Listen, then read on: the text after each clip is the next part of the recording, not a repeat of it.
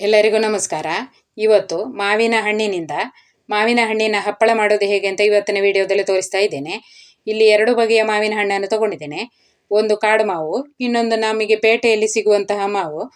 ಈಗ ಇದು 2 ರೀತಿಯ ಮಾವಿನ ಹಣ್ಣಿನಿಂದ ಕೂಡ ಮಾವಿನ ಹಣ್ಣಿನ ಹಪ್ಪಳ ಮಾಡ್ಕೊಳ್ಬಹುದು.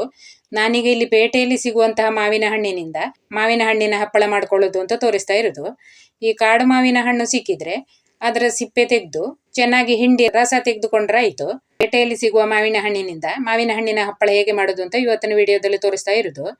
ಅದಕ್ಕೆ ಮಾವಿನ ಹಣ್ಣನ್ನು ಚೆನ್ನಾಗಿ ತೊಳೆದು ಅದರ ಸಿಪ್ಪೆಯನ್ನು ತೆಗೆದುಕೊಳ್ಬೇಕು. ಮತ್ತೆ ಸಣ್ಣಗೆ ತುಂಡು ಮಾಡಿ ತಗೊಳ್ಬೇಕು. ಈಗ ನಾನು ಮಾವಿನ ಹಣ್ಣನ್ನು ಸಿಪ್ಪೆ ತೆಗೆದು ಸಣ್ಣ ಸಣ್ಣ ತುಂಡು ಮಾಡಿ ತಗೊಂಡಿದ್ದೇನೆ ನೋಡಿ. ಈಗ ಇದನ್ನು ಒಂದು ಮಿಕ್ಸಿ ಜಾರಲ್ಲಿ ಹಾಕಿ ರುಬ್ಬಿಕೊಳ್ಬೇಕು. ರುಬ್ಬುವಾಗ ನೀರೆಲ್ಲ ಹಾಕಿ ರುಬ್ಲಿಕ್ಕಿಲ್ಲ, ಹಾಗೆಯೇ ರುಬ್ಬಿಕೊಳ್ಳೋದು. ಈಗ ನಾನು ಮಿಕ್ಸಿ ಜಾರಲ್ಲಿ ಹಾಕೊಂಡು ರುಬ್ಬಿ ತರ್ತೇನೆ. ಈಗ ರುಬ್ಬಿ ತಂದಿದ್ದೇನೆ ನೋಡಿ. ನಯವಾಗಿ ರುಬ್ಬಬೇಕು, ಒಂದು ಕೂಡ ತುಂಡು ಉಳಿಬಾರ್ದು. ಈಗ ರುಬ್ಬಿದ ಮಾವಿನ ಹಣ್ಣನ್ನು ಒಂದು ಬಾಣಲೆಯಲ್ಲಿ ಹಾಕೊಳ್ಬೇಕು. ಒಲೆ ಮೇಲಿಟ್ಟು ಸ್ವಲ್ಪ ಬಿಸಿ ಮಾಡಿ ನೀವು ಒಣಗಿಸಿದ್ರೆ ಬೇಗನೆ ಒಣಗಿ ಬರ್ತದೆ. ಈಗ ಇದಕ್ಕೆ 2 ಚಮಚ ಸಕ್ಕರೆಯನ್ನು ಕೂಡ ಹಾಕೊಳ್ಬೇಕು. ಎಲ್ಲ ಮಾವಿನ ಹಣ್ಣು ತುಂಬಾ ಸಿಹಿ ಇರುವುದಿಲ್ಲ. ಜಾಸ್ತಿ ಸಿಹಿ ಇದ್ದ ಮಾವಿನ ಹಣ್ಣನ್ನು ನೀವು ತಗೊಂಡಿದ್ರೆ ಅದಕ್ಕೆ ಸಕ್ಕರೆ ಹಾಕದಿದ್ರೂ ಆಗ್ತದೆ. ಇದು ಅಷ್ಟೇನು ಜಾಸ್ತಿ ಏನು ಸಿಹಿ ಇಲ್ಲ ನೋಡಿ. ಅದಕ್ಕಾಗಿ ಒಂದು 2 ಚಮಚ ಸಕ್ಕರೆ ಹಾಕೊಳ್ತಾ ಇದ್ದೇನೆ. ಈಗ ಇದನ್ನು ಒಲೆ ಮೇಲೆ ಇಟ್ಟು ಬಿಸಿ ಮಾಡಿಕೊಳ್ಬೇಕು. ಮತ್ತೆ ಇದಕ್ಕೆ ನೀವು ಸ್ವಲ್ಪ ಕಾಳುಮೆಣಸಿನ ಪುಡಿ ಹಾಕೊಳ್ಬಹುದು. ಹುರಿದು ಪುಡಿ ಮಾಡಿದ ಜೀರಿಗೆ ಪುಡಿಯನ್ನು ಒಂದು ಅರ್ಧ ಚಮಚ ಹಾಕೊಳ್ಬಹುದು. ಮತ್ತೆ ಚಾಟ್ ಮಸಾಲ ಬೇಕಿದ್ರೂ ಹಾಕೊಳ್ಬಹುದು. ನಿಮಗೆ ಯಾವ ತರ ಟೇಸ್ಟ್ ಬೇಕು ನೋಡಿ, ಅದಕ್ಕೆ ಬೇಕಾದನ್ನು ಹಾಕೊಳ್ಬಹುದು. ನಾನಿಲ್ಲಿ ಏನು ಹಾಕಲಿಲ್ಲ, ಇದಕ್ಕೆ ಸಕ್ಕರೆ ಮಾತ್ರ 2 ಚಮಚ ಹಾಕಿದ್ದೇನೆ. ಈಗ ಇದನ್ನು ಒಲೆ ಮೇಲೆ ಇಟ್ಟು ಚೆನ್ನಾಗಿ ಸಕ್ಕರೆ ಕರಗುವ ತನಕ ಬಿಸಿ ಮಾಡಿದ್ರೆ ಆಯ್ತು. ಜಾಸ್ತಿ ಏನು ಕುದಿಸಿಕೊಳ್ಬೇಕಾಗಿಲ್ಲ. ಈಗ ಸಕ್ಕರೆ ಎಲ್ಲ ಕರಗಿ ನೋಡಿ ಸ್ವಲ್ಪ ತೆಳ್ಳಗಾಗಿದೆ. ಈಗ ಇದು ಸಾಕು, ಗ್ಯಾಸ್ ಆಫ್ ಮಾಡಿ ಈಗ ಇದನ್ನೊಂದು ಬಟ್ಟಲಲ್ಲಿ ಹಾಕಿ ಒಣಗಿಸ್ಲಿಕ್ಕೆ ಇಡಬೇಕು. ನಾನೀಗ ಒಂದು ಬಟ್ಟಲನ್ನು ತಗೊಂಡು ಅದಕ್ಕೆ ಒಂದು ಸ್ವಲ್ಪ ಎಣ್ಣೆಯನ್ನು ಹಚ್ಚಿಕೊಂಡಿದ್ದೇನೆ. ಈಗ ಈ ಬಿಸಿ ಮಾಡಿದ ಮಾವಿನ ಹಣ್ಣಿನ ರಸವನ್ನು ಅದರಲ್ಲಿ ಹಾಕೊಳ್ಬೇಕು.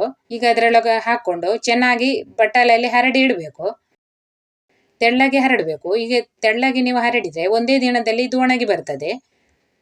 ಈಗ ನಾನು ತೆಳ್ಳಗೆ ಹರಡಿಕೊಂಡಿದ್ದೇನೆ ನೋಡಿ. ಈಗ ಇದಕ್ಕೊಂದು ಮೇಲೆ ಒಂದು ಬಟ್ಟೆ ಕಟ್ಟಬೇಕು. ಮಾವಿನ ಹಣ್ಣು ತುಂಬಾನೇ ಸಿಹಿ ಇರ್ತದೆ, ಹಾಗಾಗಿ ಇದಕ್ಕೆ ಜೇನ್ನೊಣಗಳು ಇರುವೆಗಳೆಲ್ಲ ಬರ್ತವೆ.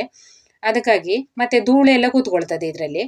ಅದಕ್ಕಾಗಿ ನೀವು ಇದಕ್ಕೊಂದು ಬಟ್ಟೆ ಕಟ್ಟಿಟ್ರೆ ಕ್ಲೀನ್ ಆಗಿರ್ತದೆ ನೋಡಿ. ಯಾವುದೇ ಜೇನ್ನೊಣ ಇರಲಿ ಇರುವೆ ಎಲ್ಲ ಇದ್ರ ಒಳಗೆ ಹೋಗುದಿಲ್ಲ. ಹಾಗಾಗಿ ನಾನೀಗ ಒಂದು ತೆಳುವಾದ ಬಟ್ಟೆಯನ್ನು ಇದರ ಮೇಲೆ ಹಾಸಿ ಗಟ್ಟಿ ಕಟ್ಟಿ ಇಡ್ತೇನೆ. ಈಗ ನಾನು ಇದನ್ನು ಬಿಸಿಲಲ್ಲಿ ಇಟ್ಟಿದ್ದೇನೆ. ಚೆನ್ನಾಗಿ ಬಿಸಿಲಲ್ಲಿ ಒಣಗಲಿ, ಆಮೇಲೆ ನಿಮಗೆ ಇದನ್ನು ತೋರಿಸ್ತೇನೆ.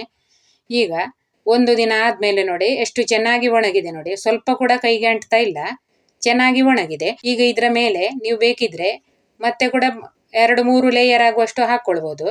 ನಾನೀಗ ಇಲ್ಲಿ ನಿಮಗೆ ಸ್ಯಾಂಪಲ್ ತೋರಿಸ್ಲಿಕ್ಕೆ ಮಾಡಿದ್ದು, ಹಾಗಾಗಿ ಇದರ ಮೇಲೆ ಇನ್ನು ಹಾಕೊಳ್ತಾ ಇಲ್ಲ. ಈಗ ಇದನ್ನು ಕಟ್ ಮಾಡಿ ತಗೊಳ್ಳುವ. ಬೇಕಾದ ಆಕಾರದಲ್ಲಿ ಇದನ್ನು ನೀವು ಕಟ್ ಮಾಡ್ಕೊಳ್ಬಹುದು. ಹಾಗೆ ಒಂದು ಗಾಳಿ ಆಡದ ಡಬ್ಬದಲ್ಲಿ ಇಟ್ರೆ ಒಂದು 5-6 ತಿಂಗಳು ಇದನ್ನು ನೀವು ಹಣ್ಣು ಸಿಗದ ಸಮಯದಲ್ಲಿ ಕೂಡ ಇದನ್ನು ತಿನ್ಲಿಕ್ಕೆ ಆಗ್ತದೆ. ಅಥವಾ ಇದರಿಂದ ಸಾರು ಬೇಕಿದ್ರೂ ಮಾಡ್ಕೊಳ್ಳಿಕ್ಕೆ ಆಗ್ತದೆ ನೋಡಿ. ಮಾವಿನ ಹಣ್ಣಿನ ಹಪ್ಪಳ ಎಷ್ಟು ತೆಳ್ಳಗಾಗಿ ಎಷ್ಟು ಚೆನ್ನಾಗಿ ಒಣಗಿದೆ ನೋಡಿ. ಈಗ ಇದನ್ನು ನೀವು ಬೇಕಾದ ಆಕೃತಿಯಲ್ಲಿ ಕಟ್ ಮಾಡಿ ರೋಲ್ ಮಾಡಿ ಒಂದು ಡಬ್ಬದಲ್ಲಿ ಹಾಕಿಡುದು. ಇದೇ ಥರ ನೀವು ಕೂಡ ಮಾವಿನ ಹಣ್ಣಿನ ಹಪ್ಪಳ ಮಾಡಿ ನೋಡಿ. ತುಂಬಾ ರುಚಿಯಾಗಿರ್ತದೆ ಮತ್ತು 5-6 ತಿಂಗಳವರೆಗೆ ಹಾಳಾಗೋದಿಲ್ಲ. ವಿಡಿಯೋ ಇಷ್ಟ ಆದರೆ ಒಂದು ಲೈಕ್ ಮಾಡಿ. ಚಾನೆಲನ್ನು ಸಬ್ಸ್ಕ್ರೈಬ್ ಮಾಡದವರು ಸಬ್ಸ್ಕ್ರೈಬ್ ಮಾಡಿಕೊಳ್ಳಿ. ನಿಮ್ಮ ಅನಿಸಿಕೆಯನ್ನು ಕಮೆಂಟಲ್ಲಿ ತಿಳಿಸಿ. ವಿಡಿಯೋ ನೋಡಿದ ಎಲ್ಲರಿಗೂ ಧನ್ಯವಾದಗಳು.